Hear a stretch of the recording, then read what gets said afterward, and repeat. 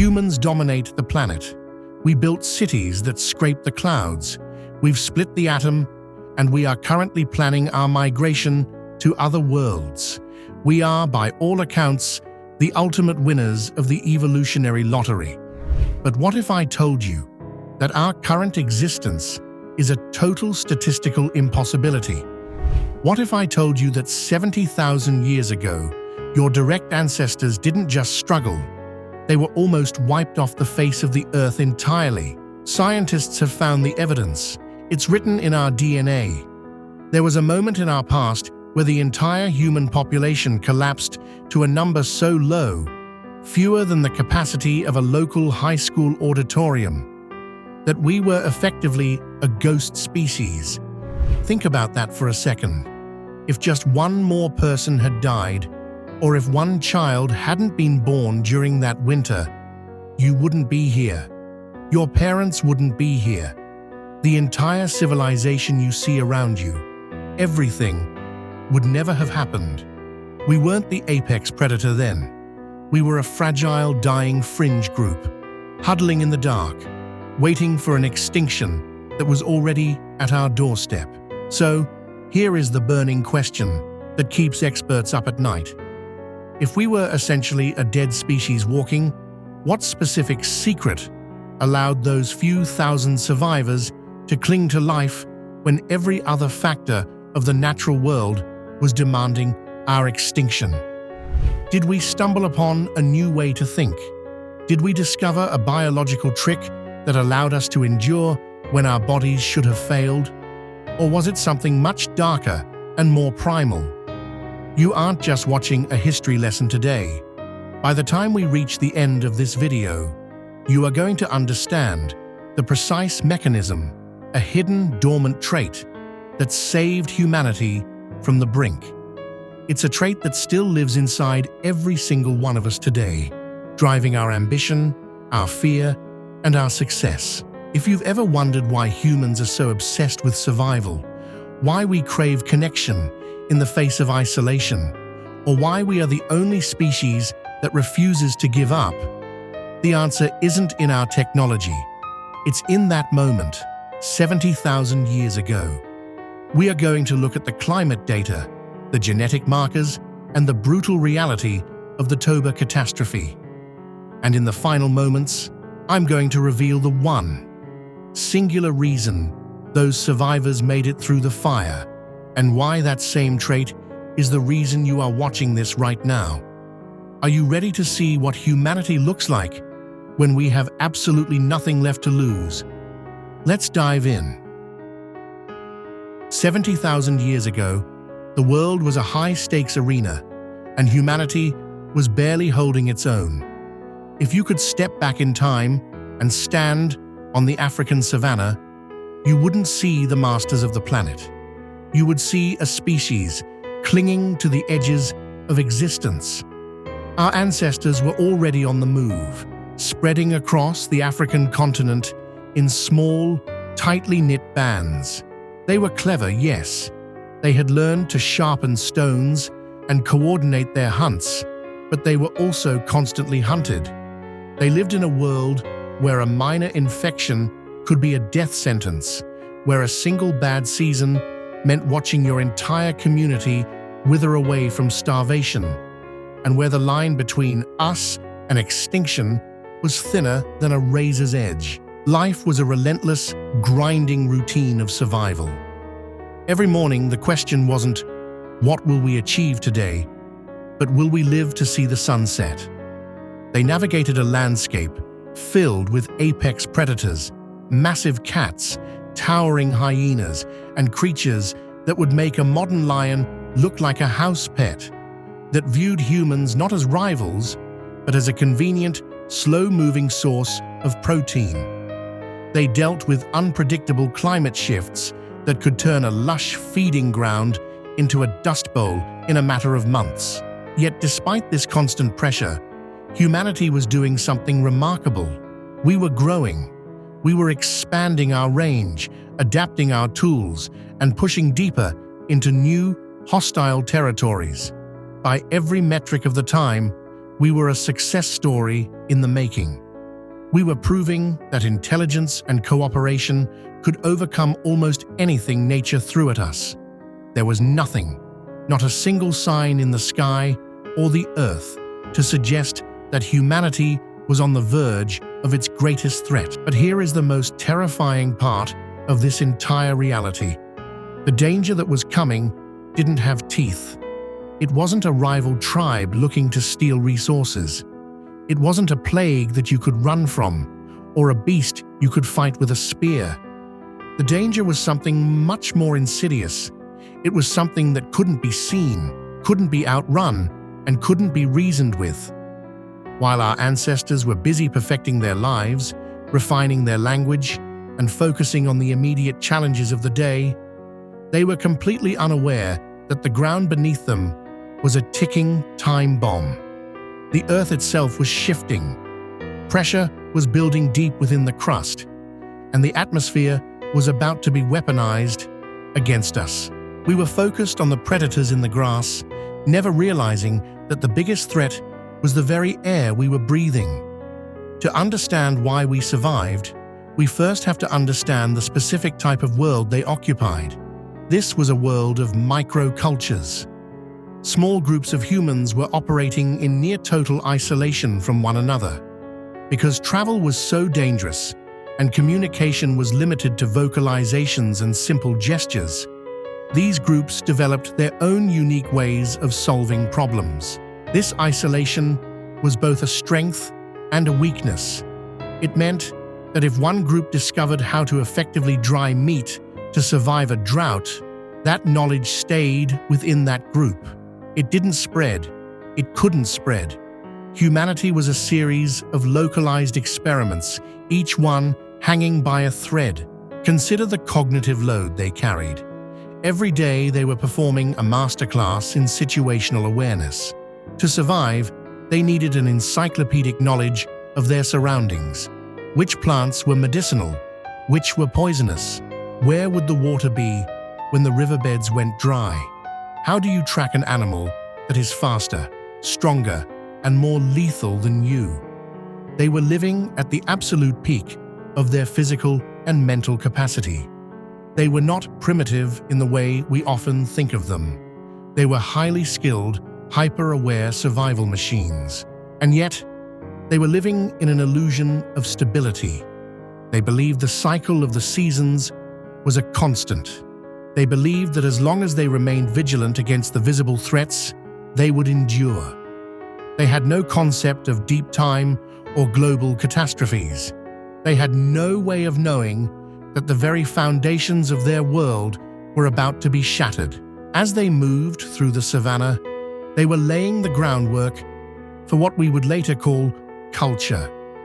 We see evidence in the archaeological record of early ornamentation, of the use of red ochre, of the beginnings of symbolic thought. They were beginning to see themselves as something more than just animals. They were beginning to tell stories. They were starting to wonder about their place in the cosmos, even if that cosmos was just the horizon line at the edge of the plains. But this nascent intellectual growth was about to be put through the ultimate furnace. The world they lived in was a Goldilocks environment, just right enough to allow for a population boom, but not stable enough to support a shock of the magnitude that was coming. They were playing a game of chess against nature, unaware that the board was about to be flipped over. The psychological toll of that era, before the catastrophe, is something we often overlook. Think about the bond required for a small group to survive. You didn't survive because you were the strongest. You survived because you were the most loyal. You survived because you belonged to a group that wouldn't leave you behind when you were injured or sick. This group-centered survival was the bedrock of our humanity. It was the secret sauce that had allowed us to outpace other hominid species that were physically superior. We were the species that cared. We were the species that empathized. But empathy is a heavy burden. When you see your kin die, you feel it. When your child is hungry, you suffer. Our ancestors were highly sensitive, emotional creatures. This made them excellent at cooperation, but it also made them vulnerable to the psychological trauma of a dying world. As we move forward into the moment the disaster struck, keep this in mind. These were not mindless brutes. These were people just like us, with the same capacity for love, for fear, and for complex thought. They were standing on the precipice of a nightmare. The earth was silent. The sky was clear.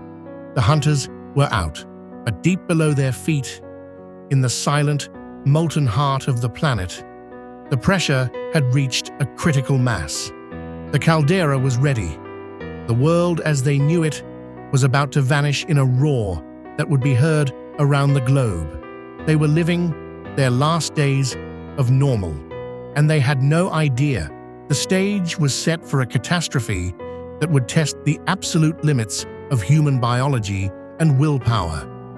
The world was about to change, and humanity was about to be pushed to the very edge of oblivion, without even knowing it was coming. The transition from the world before to the world after is one of the most violent pivots in the history of life on Earth. But before we see the ash fall, we must appreciate how hard they fought just to reach that point. We were a species on the rise, a species with fire in our hands and hope in our hearts, completely blind to the fact that the greatest challenge in our entire 3-million-year history was waiting in the shadows. It began with a sound that defies human language. It wasn't a crack or a boom, it was a physical tearing of the planet's crust. In what is now modern-day Indonesia, the Toba caldera, a massive slumbering beast beneath the earth, finally exhaled. When the Toba supervolcano erupted, it didn't just push lava out, it pulverized the very foundations of the local landscape. The eruption was so violent that it ejected an estimated 2,800 cubic kilometers of magma and rock into the atmosphere. To visualize this, imagine taking every building in the world and grinding it into fine, gray powder, then blasting that powder miles into the stratosphere. The immediate aftermath was a local apocalypse.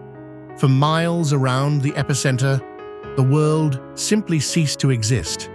Anything living was instantly incinerated by pyroclastic flows, superheated avalanches of gas and rock moving at hundreds of miles per hour. But the true horror wasn't the eruption itself, it was the aftermath. The sky didn't just darken, it died. Within days, the sheer volume of ash and sulfurous gases created a planetary shroud. The sun, which had been the heartbeat of every ecosystem, was blotted out. Day turned into a perpetual, suffocating twilight. Then came the cold.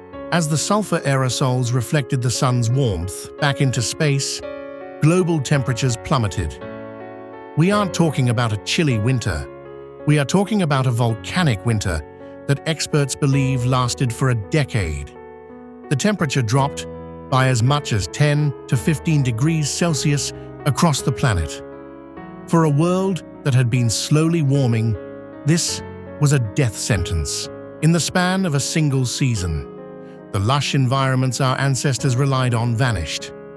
The savannas, once vibrant with life, turned into barren, frozen wastelands. The food chains didn't just break, they evaporated. Plants, unable to photosynthesize in the gloom, withered and died. Without the plants, the herbivores, the massive herds that our ancestors hunted, began to collapse. They starved, they froze, and they went extinct in numbers that are difficult to fathom. As the herbivores died out, the apex predators, the lions, the leopards, the very creatures that had competed with humans, turned on each other, then turned on whatever was left. And then they too succumbed to the bitter, relentless cold. For the small, scattered bands of humans across Africa and beyond, the world became fundamentally unrecognizable. Imagine waking up to a world where the water is gray with ash, where the sun is a sickly, pale orb that offers no heat, and where the animals you rely on for food are simply gone. The psychological shock was absolute. These people had lived in a world of rhythms. The rhythm of the hunt, the rhythm of the rains, the rhythm of the migrations. Suddenly, those rhythms were broken.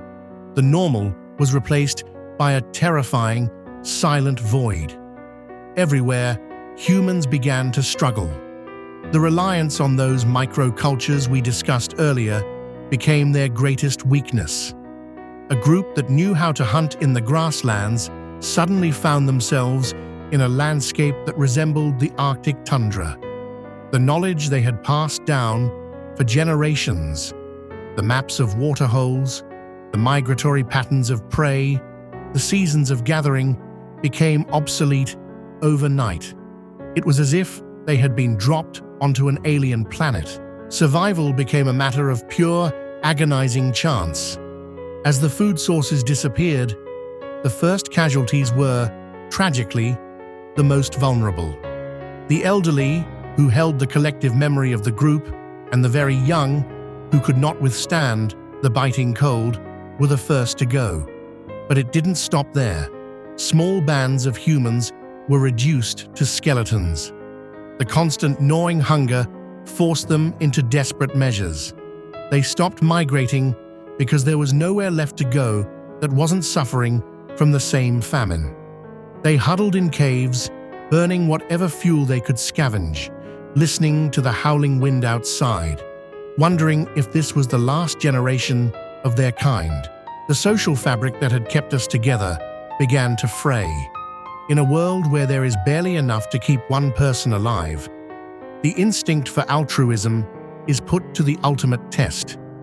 You can see the desperation in the archaeological record. We see sites abandoned in a hurry. We see human remains that suggest extreme malnutrition. And we see a complete cessation of the artistic and cultural development that had been so promising just months before. They were not just fighting the cold, they were fighting the erosion of their own humanity. How do you keep your mind sharp when your belly is empty? How do you keep the flame of hope alive when you haven't seen a clear sunrise in years? This was the bottleneck.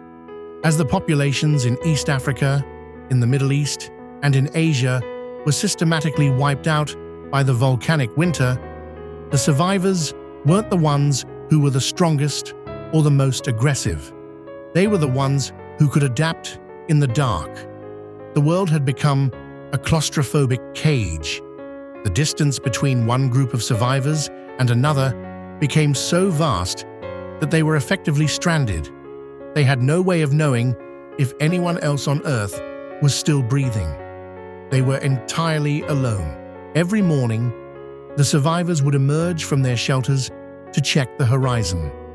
Every morning, the same grey sky, the same biting wind, the same absence of life. They were witnessing the death of the planet. And yet, against every logical prediction, against the sheer crushing weight of a global catastrophe that had dismantled entire species, they remained. But how?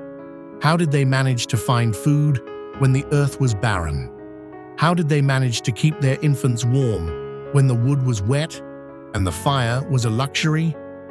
This wasn't just about survival of the fittest. This was about a specific, hidden adaptation that we have only recently begun to understand.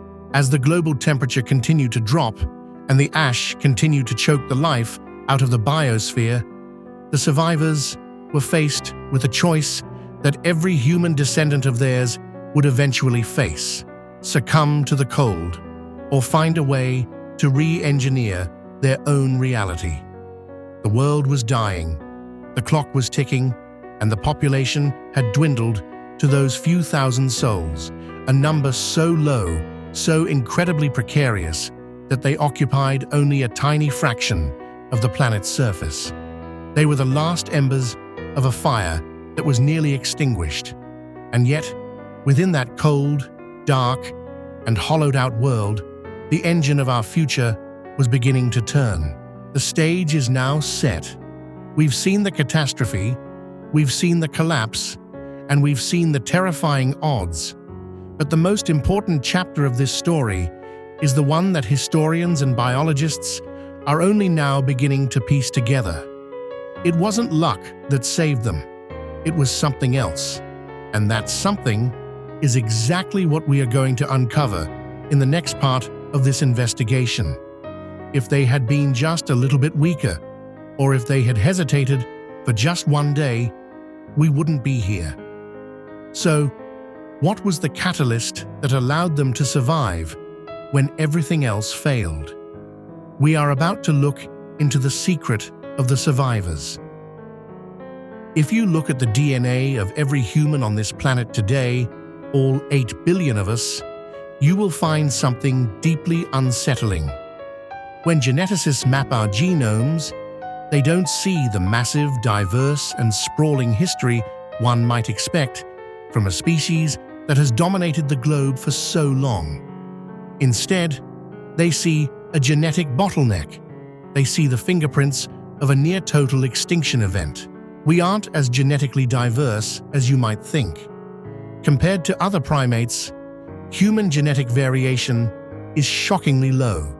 It is as if our entire species went through a narrow, jagged filter, and only a tiny, uniform sliver of us made it to the other side. This isn't just theory. It is coded into your blood, your bones, and every cell in your body.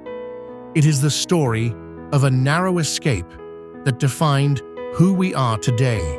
Imagine the world 70,000 years ago, at the height of the volcanic winter. Imagine the human population not as a growing, thriving force, but as a flickering, dying flame. There were no global empires, no written records, no cities.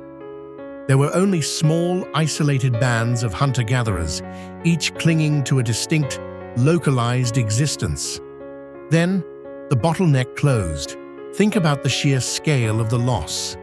Every tribe that had developed its own unique tools, every family that had passed down its own distinct lore, its own songs, and its own ways of navigating the stars.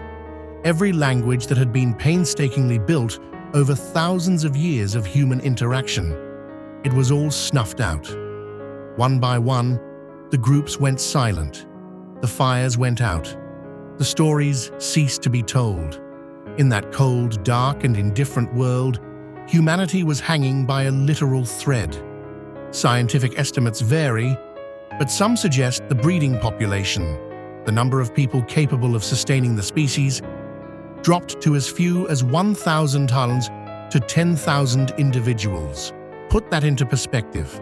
If you took every single person who currently lives in your neighborhood, your town, and your entire city, and told them that they were the only humans left on the face of the earth, you would be looking at a number much higher than what was left of our species.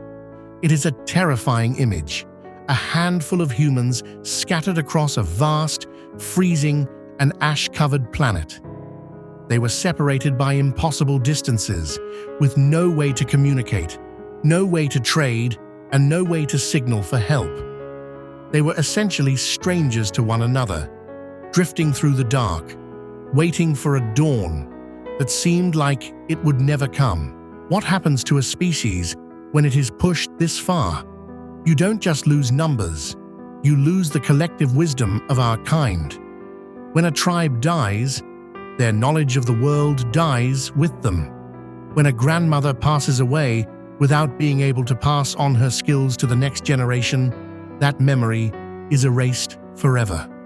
We were losing not just people, but the very essence of what it meant to be human.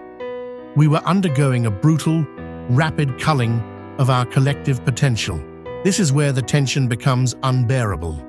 If those survivors had been just a little less resilient, or if they had succumbed to the despair that surely haunted their every waking hour, we wouldn't exist. There would be no civilization. There would be no record of our passing. The planet would have simply moved on, cleansed of our presence, as if we had never been the architects of our own world. We were a ghost species, a shadow of our former selves, teetering on the absolute edge of total oblivion. So how did they do it? When the world had turned its back on them, when their numbers were at their lowest, and when the extinction of our entire lineage was not just a possibility, but a probability, what was the catalyst? What allowed them to hold on? It wasn't just physical endurance. It wasn't just raw luck. There was something else happening in the minds of those survivors. Something that would eventually give them the edge they needed to emerge from the darkness and reclaim the planet. We are talking about a fundamental shift in how humans interacted with one another. A shift that transformed them from mere survivors into something more.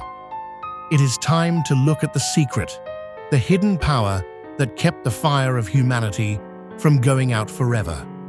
It is the answer to our burning question, and it is a part of our history that is still beating inside your chest right now. When we look back at that frozen, ash-choked world of 70,000 years ago, it is tempting to ask which physical traits saved us. Was it our ability to run? Our muscle mass? Our sharp eyes? The answer is no. If survival had been based on individual physical power, we would have been outmatched by the wolves and the bears that roamed the tundra. We didn't survive because we were the strongest, the fastest, or the largest.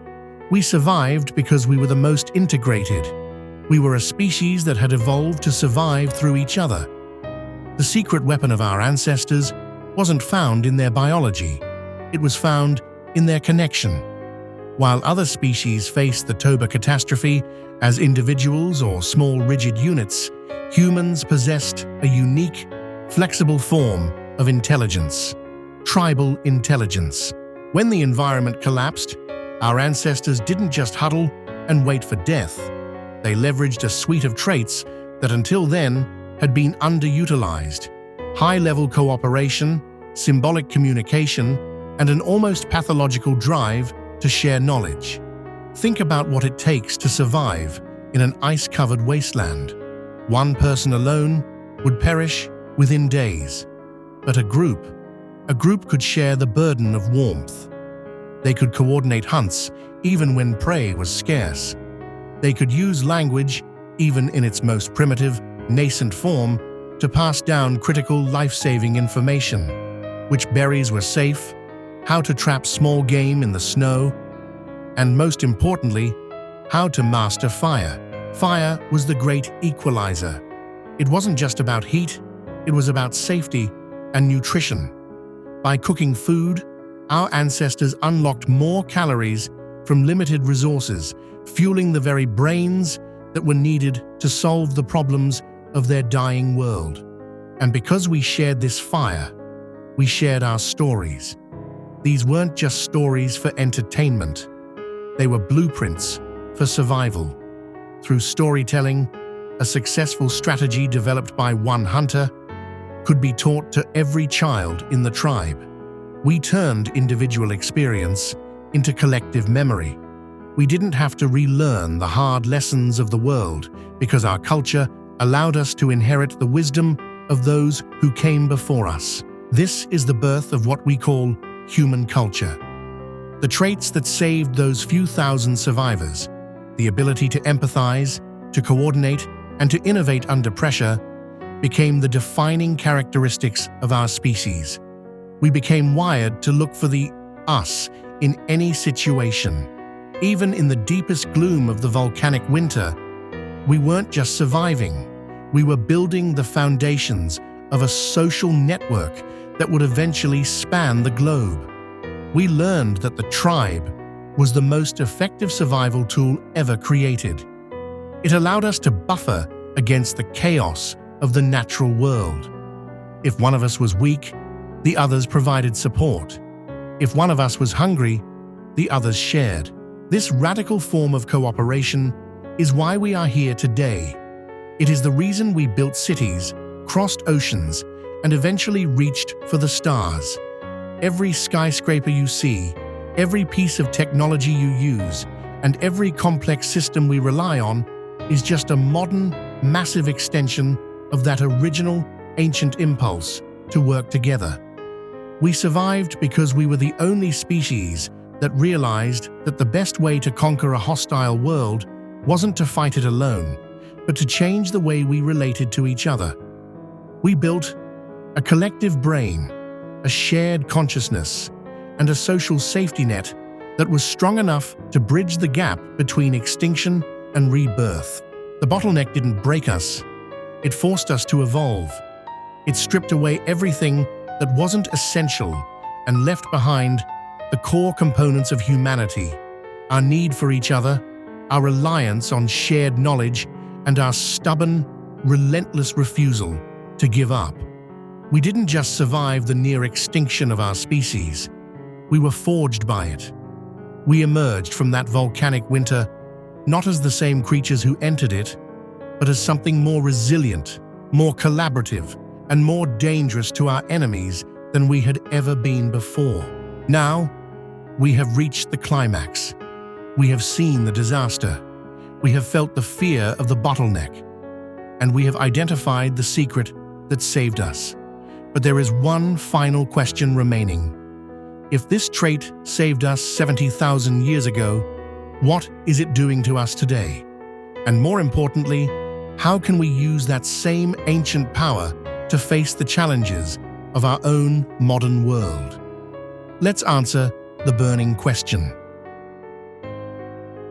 The volcanic winter eventually ended. The skies cleared, and the sun returned to a world that was quieter than before. But the humans who emerged from the ash were not the same people who had entered the darkness. They were forged. They had survived the absolute limit of what nature could throw at a species, and in doing so, they had unlocked a new, explosive potential. With the worst behind them, the survivors began to move. They moved out of the pockets where they had held on, carrying with them the high-level, cooperative social structures that had been their lifeline. They didn't just walk, they migrated with a new, urgent purpose. They were no longer just drifting with the seasons. They were masters of their environment. The descendants of that tiny, fragile group began to branch out. They crossed the land bridges that connected continents, pushed into the freezing northern climates, and ventured across the vast, open oceans. Wherever they went, they brought their tribal intelligence, the shared stories, the complex tool-making, and the deep-seated impulse to work in harmony. This is the most incredible part of our history. All of us, every single one of the 8 billion people alive today, share a direct lineage back to those few thousand individuals. We are all cousins in the deepest sense. The diverse cultures, languages, and civilizations that define our modern world are all blossoms from that one small, hardy root system. When you look at the map of human expansion, you aren't just seeing the migration of a species, you are seeing the spread of a survival strategy. We populated the entire Earth because we had learned the ultimate lesson of the bottleneck. We are stronger together. The struggle that nearly erased us became the blueprint for our dominance.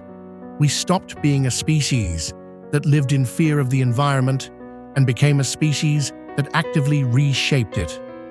We built the first hearths, then the first villages, then the first cities, all echoing that original, ancient need to protect one another and share our knowledge. The ghost species had returned from the dead. We had traveled from the edge of extinction to the architects of the future. We had moved from a small, huddled group in a dark cave to a global population that finally looked up at the stars and decided to go there. We did it all because 70,000 years ago, we refused to stop caring for one another. We began this journey with a haunting question. How did the most successful species on Earth come so close to vanishing forever? The answer is as humbling as it is powerful. We almost went extinct because our previous success had made us complacent. We were thriving in a world that was about to break. But we were saved for the exact opposite reason. Humanity was not rescued by raw power, physical dominance, or individual strength. We were rescued by our radical flexibility. The survivors weren't necessarily the ones who could run the fastest or hunt the largest beast. They were the ones who could adapt their minds. They were the most cooperative, the most communicative, and the most resilient. They turned the tribe into a technology of survival. Every city you see, every nation on the map, and every family living today is a direct descendant of that tiny group that refused to disappear. We are the survivors of the impossible. We carry their DNA, their trauma, and most importantly, their unyielding drive to persist. We didn't just survive the end of the world, we learned how to build a new one. We are here because they refused to leave. You are the result of humanity's greatest survival story. Against impossible odds, in a world that demanded our extinction, they survived. And because they survived, you are here. If you want to keep uncovering the secrets of our past and the stories that define us, make sure to subscribe and join our community. Stay grounded, stay primordial. See you in the next Chronicle.